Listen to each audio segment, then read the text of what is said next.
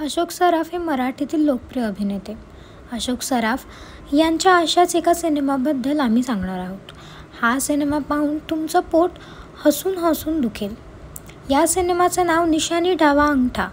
या सिनेमात अशोक सराफ यांच्यासोबत मकरंद अनासपुरे, मोहन आगाशे, विनय आपटे, निर्मिती सावंत अशा कलाकारांची फौज होती.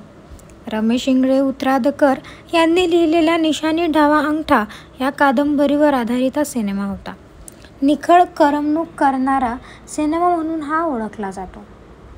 निशानी डावा अंगठा सिनेमात सावरगाव नावाच्या गावात साक्षरता अभियान राबवण्याची नोटीस येते.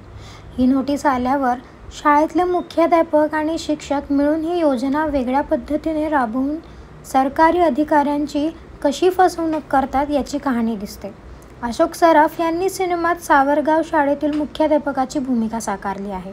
अशोक सराफ यांच्या करिअरमधील ही एक वेगळी भूमिका ठरली.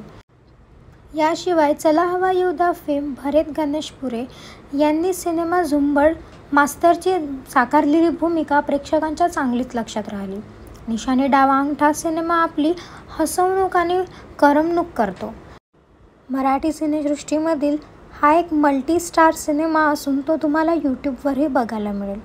टेन्शन विसरून खळखळून हसायचं असेल तर हा सिनेमा नक्कीच बघा. तुम्हाला हा सिनेमा कसा वाटतो हे आम्हाला कॉमेंट सेक्शनमध्ये नक्की कळवा.